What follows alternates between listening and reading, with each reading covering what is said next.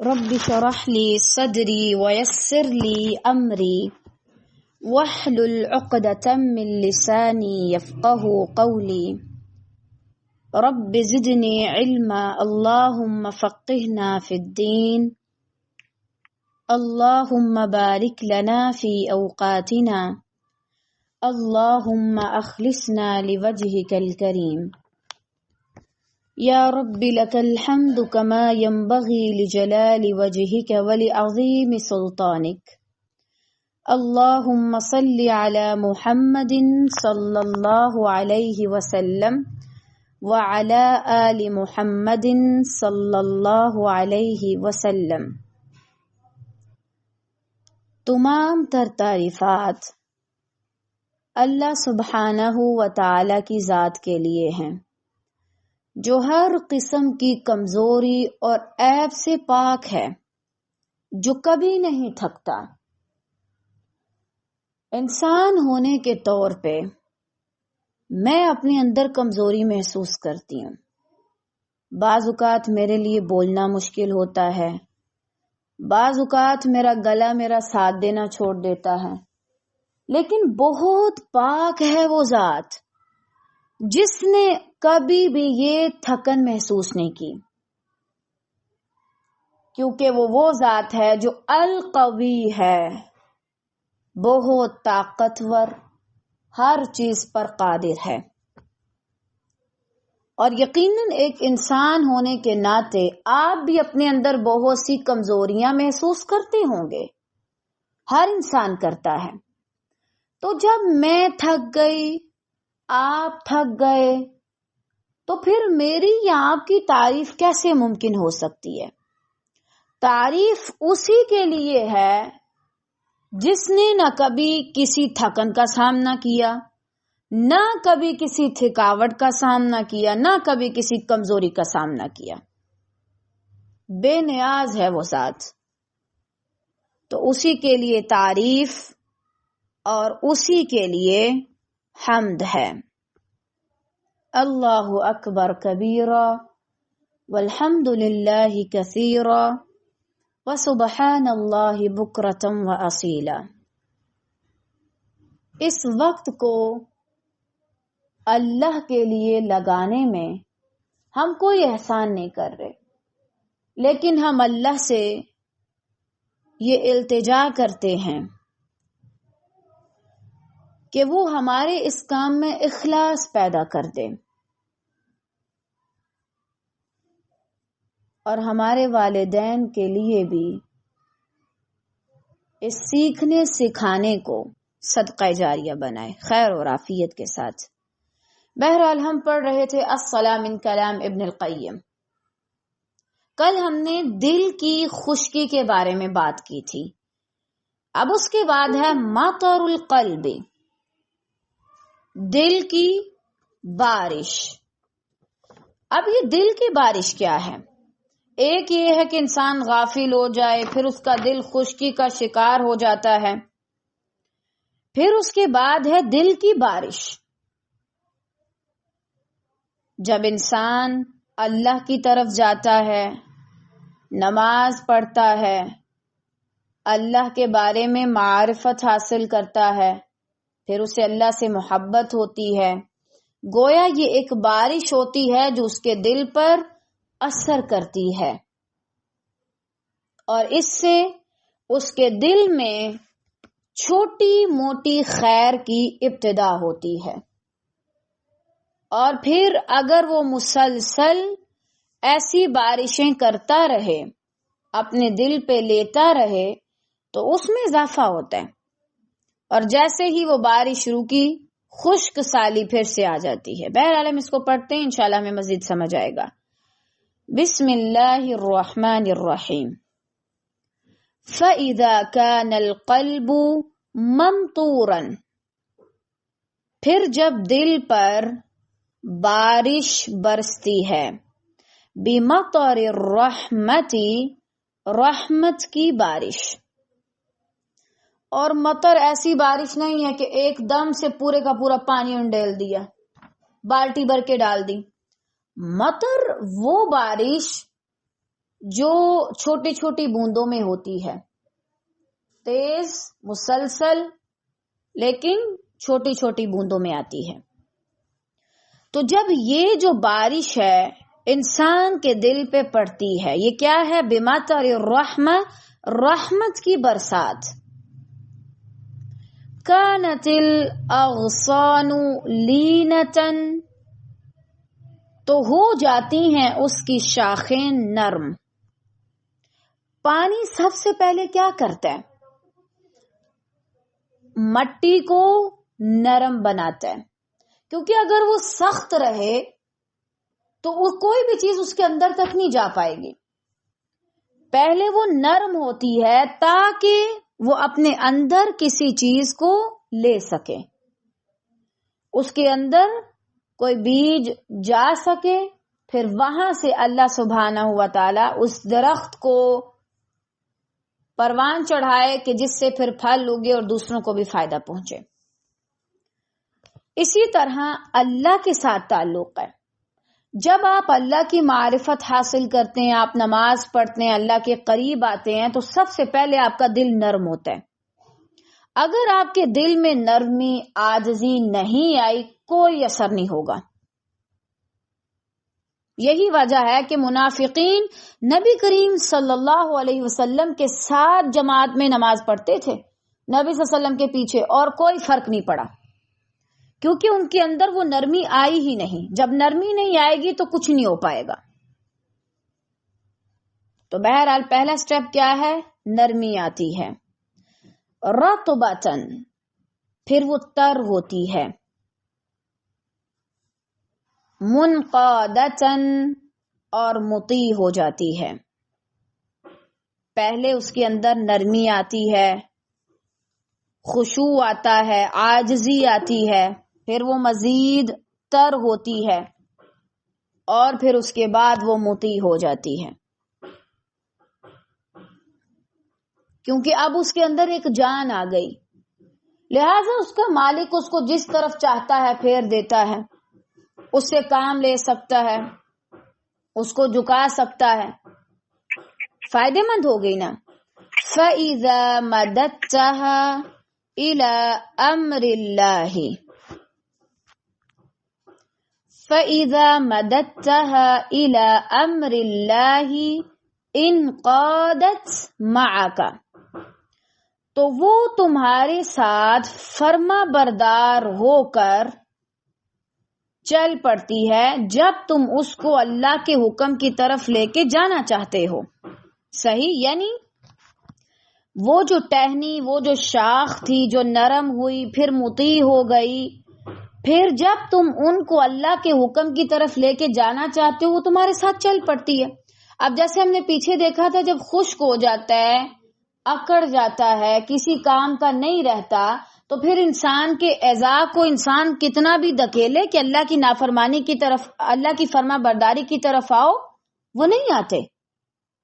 صحیح؟ وہ اللہ کی نافرمانی کی طرف ہی جاتا ہے. انسان کتنا بھی چاہے میں اس کو اللہ کی فرما برداری کی طرف کھینچوں، وہ نہیں آتا. اور یہاں پر یہ بتایا جا رہا ہے کہ جب پھر وہ نرم ہو جاتا ہے، مطیع ہو جاتا ہے، تو انسان اللہ کی خاطر جو بھی کام ان سے لینا چاہے لے سکتے ہیں. اذان ہوتی ہے، اس کے پاؤں فوراً سے حرکت میں آ جاتے ہیں، کیونکہ دل آباد ہوتا ہے، اور دل جس چیز کے ساتھ جڑ جائے آپ کبھی بھی اس سے الگ نہیں رہ سکتے. حتیٰ کہ وہ کوئی دنیاوی چیز بھی ہو، کسی کافر کا بھی دل کسی شے سے جڑ جائے تو الگ نہیں ہوتا پھر اس سے، کیونکہ اعضاء دل کے تابع دار ہوتے ہیں، جہاں دل وہاں چلے جاتے ہیں.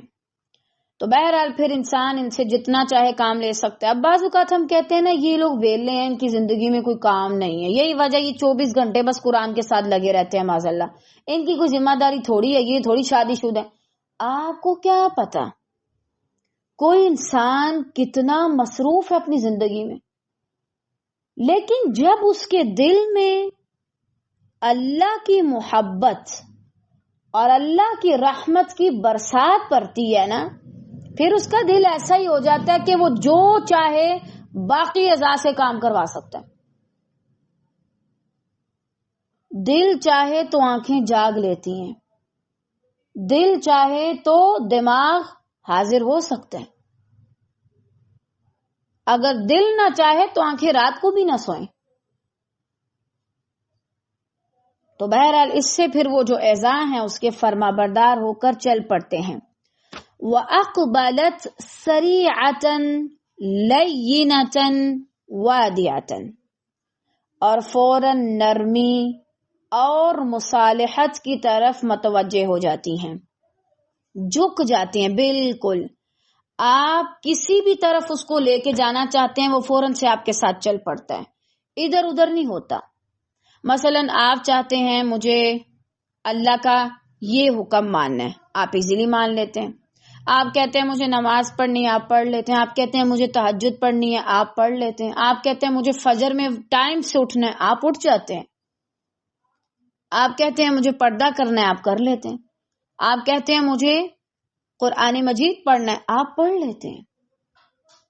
آپ کہتے ہیں مجھے اللہ تعالیٰ کی بنائی ہوئی چیزوں میں تدبر کرنا ہے، واللہ آپ کر لیتے ہیں. کیونکہ وہ نرمی آ جاتی ہے، فوراً سے مائل ہو جاتا ہے. جب کوئی زمین نرم ہوتی ہے نا، وہ بہت جلدی بیج کو قبول کر لیتی ہے. اسی طرح جب کسی انسان کے دل میں وہ نرمی آتی ہے، رحمت اور برکت، تو پھر وہ بھی فوراً سے اس کو قبول کرتا ہے، اور نہ صرف سنتا ہے اس طرف جاتا ہے بلکہ مصالحت کی طرف متوجہ ہوتا ہے کہ میں اپنی اصلاح کروں، میں اپنے آپ کو بہتر کروں، اپنی بہتری کے لیے کچھ کروں.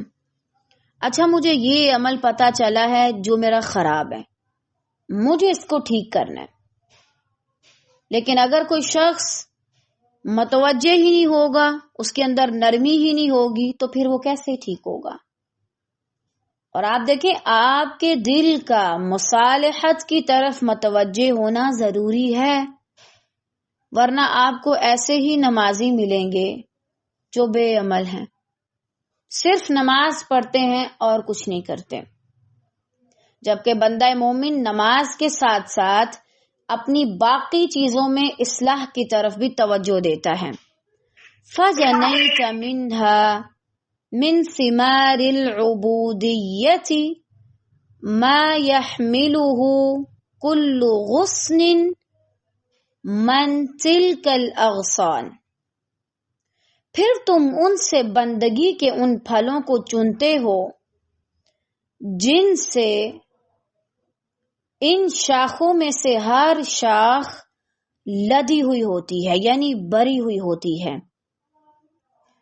ہر قسم کے پھل، صبر، شکر، تقوی، پرہیزگاری، اللہ کا ڈر، حکمت، سمجھ، فہم، عمل کرنے کی تمنا، دنیا سے بے رغبتی، آخرت کا خوف، اللہ کے دیدار کی تمنا، یہ سارے مختلف قسم کے پھل ہیں جن سے ان شاخوں میں سے ہر شاخ بھر جاتی ہے.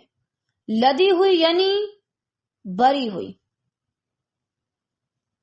ایک ہوتا ہے نا نارمل بھرنا، ایک ہوتا ہے اتنا بھرنا کہ کسی اور کے لیے جگہ ہی نہ ہو، بمشکل جگہ بنی ہوئی چیزوں کے لیے بمشکل ان کو ایڈجسٹ کرنا. لیکن یہ پھل کیا آپ کو ایسے ہی مل جائیں گے؟ آپ خود سوچیں، ایک درخت کتنا عرصہ لگتا ہے اس کو پروان چڑھانے میں. ایویں نہیں ہوتا کہ آپ نے ایک دن وہ درخت لگایا، اس کا پودا لگایا اور آپ اگلے دن دیکھیں تو بڑا سا درخت بنا اور اس کے اوپر پھل لگے ہوئے ہیں. قطعاً نہیں. ایک عرصہ دراز آپ کو اس کا دھیان رکھنا پڑتا ہے، آپ کو اس کی کیئر کرنی پڑتی ہے، آپ کو اس کو وقت دینا پڑتا ہے، کچھ چیزوں سے اس کو محفوظ رکھنا پڑتا ہے. زیادہ سردی ہو، زیادہ گرمی ہو، زیادہ پانی بھی نہیں دینا، تب جا کر کے آپ کو اس سے پھل مہیا ہوتے ہیں اچھے والے. ایسے ہی آپ کا دل ہے، آپ کا ایمان ہے، آپ کی زندگی ہے. اگر آپ وقت دیں گے دھیان رکھیں گے کہ اپنے دل کو، ایمان کو اس گناہ کی ہوا نہیں لگنے دینی، ورنہ یہ خراب ہو جائے گا، بیکار ہو جائے گا، نہیں برداشت کر پائے گا.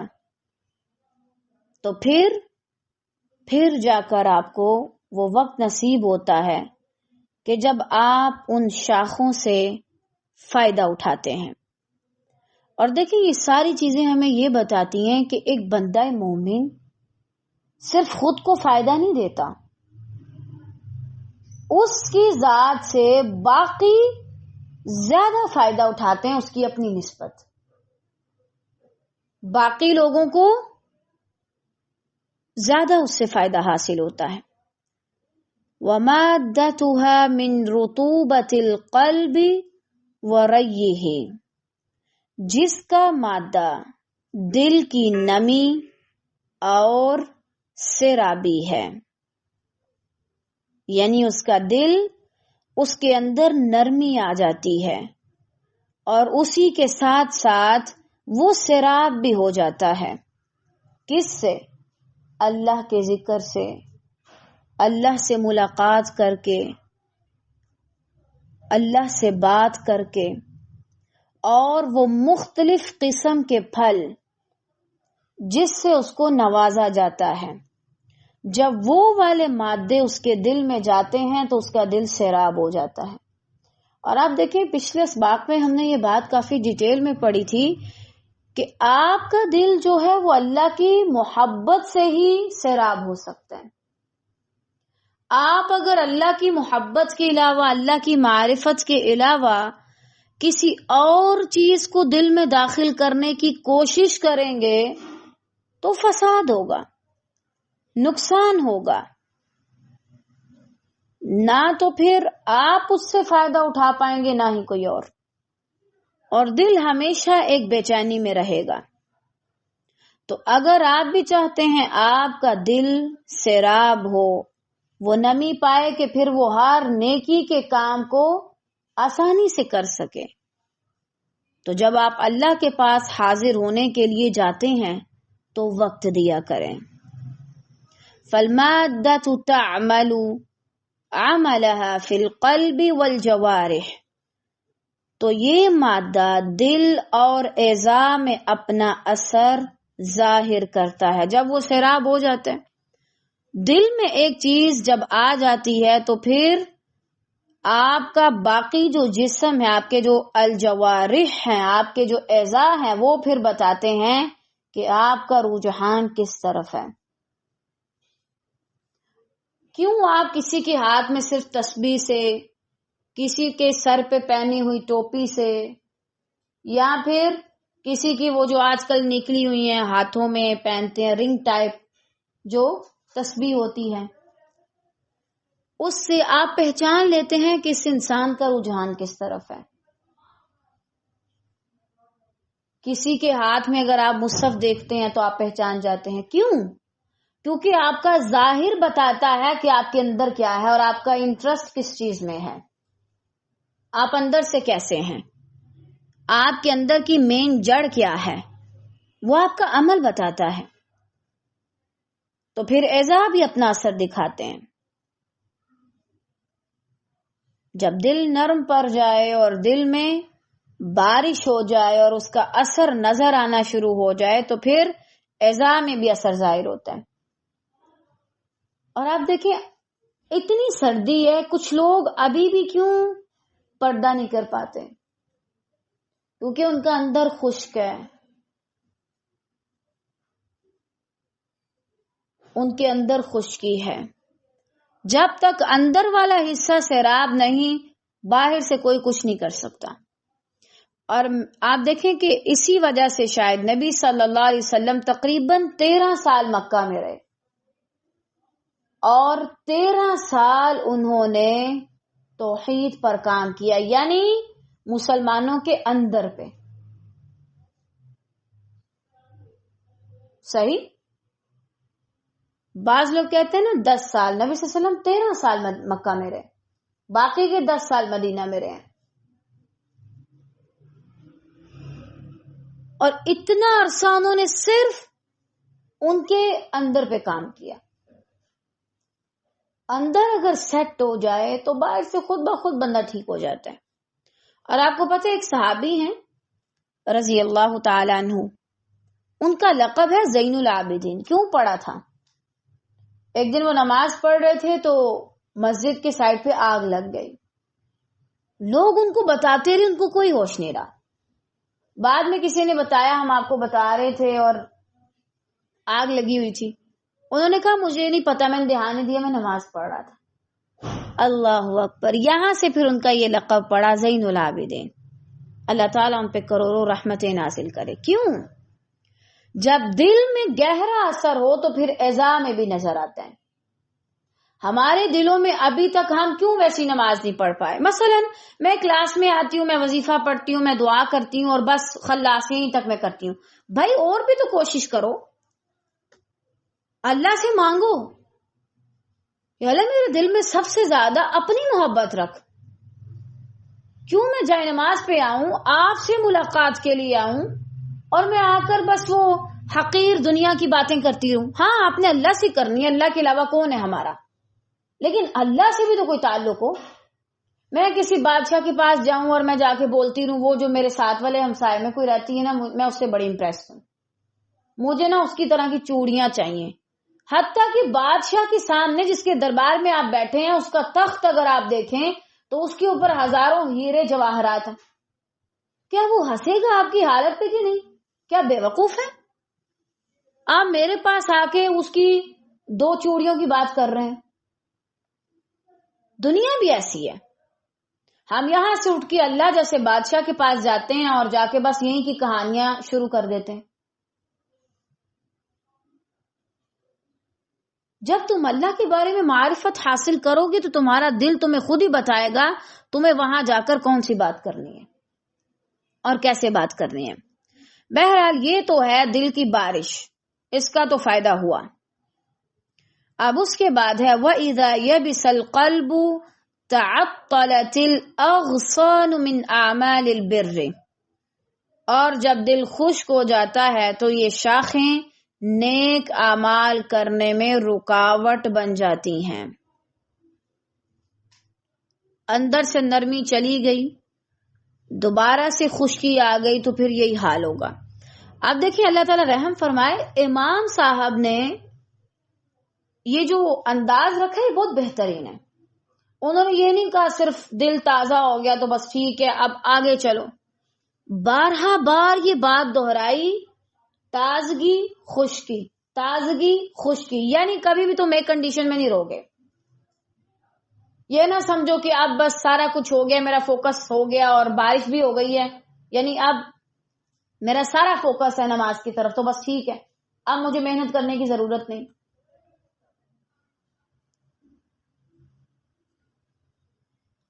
کیوں نہیں؟ تمہیں دوبارہ محنت کرنے کی ضرورت پڑے گی. تمہیں بار بار اپنے آپ کو سیراب کرنا ہوگا تاکہ تم خشکی سے بچ سکو. انسان اب دیکھیں سردیاں نا، ہم پانی کم پیتے ہیں تو کیسے ہماری اسکن خشک ہو جاتی ہے اور عجیب سا ہوتا ہے. پانی کی ضرورت ہوتی ہے.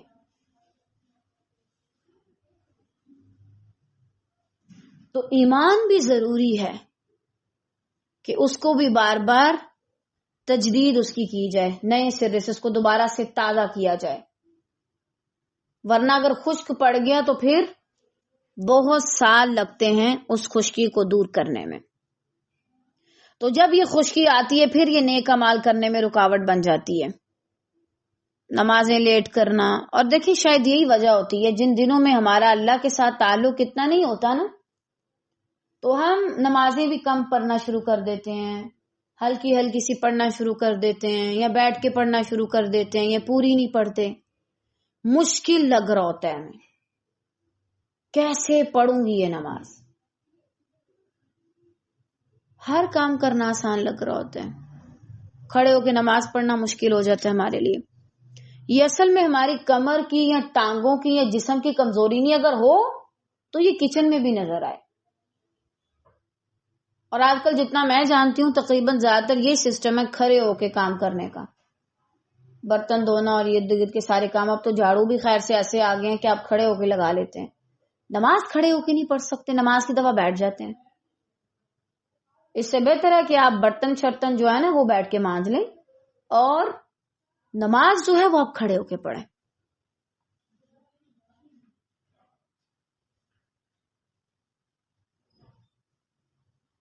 تو بہرحال اسی کے ساتھ رکاوٹ بھی بن جاتے ہیں. لِأَنَّ مَادَّةَ الْقَلْبِ وَحَيَاتَهُ قَدْ انْقَطَعَتْ مِنْهُ، کیونکہ دل کا مادہ اور زندگی اس سے منقطع ہو جاتی ہے. یہ دل کا مادہ کیا ہے؟ وہی رحمت کی برسات جو اس کی شاخوں کو نرم تر اور مطیع کرتی ہے. لیکن جب یہ مادہ الگ ہو جائے تو گویا اس کے اندر اب کوئی زندگی نہیں ہے، یہ مردہ ہی ہے. اور شاید اسی وجہ سے جو لوگ اللہ کو نہیں مانتے نا ان کو مردہ کہا گیا. ان کے دلوں کو مردے سے تشبیہ دی گئی ہے. کیا زندہ اور مردہ برابر ہو سکتے ہیں؟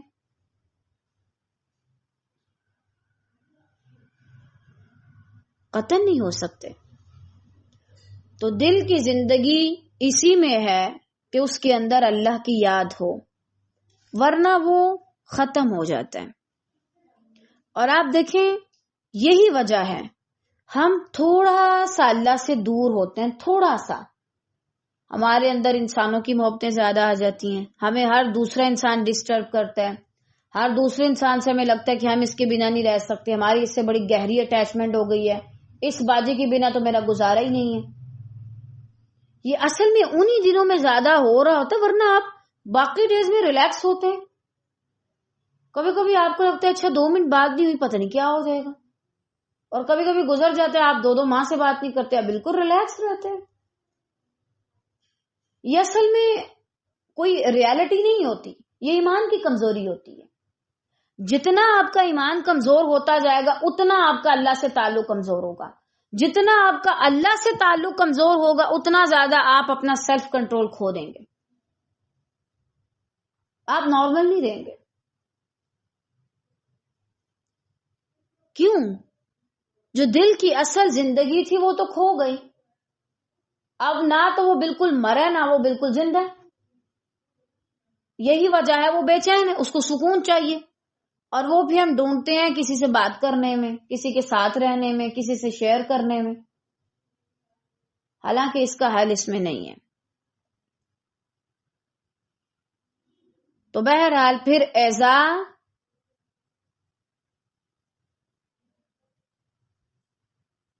پھر یہ جو زندگی ہے وہ ایذا میں نہیں پھیلتی، ان سے بھی الگ ہو جاتی ہے.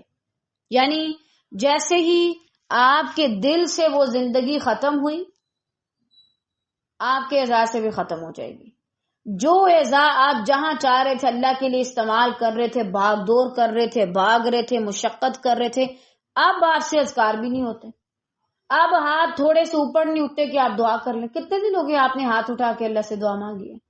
یہ سالوں گزر چکے ہیں، یہ مہینوں گزر چکے ہیں، آپ نے ہاتھ اٹھا کے اللہ سے دعا نہیں مانگی. نماز نہیں پڑھتے، وقت پہ نہیں پڑھتے. اگر دل ایکٹیو ہو، زندہ ہو، تو اذان سنتے فوراً سے مصلی کی طرف بھاگے.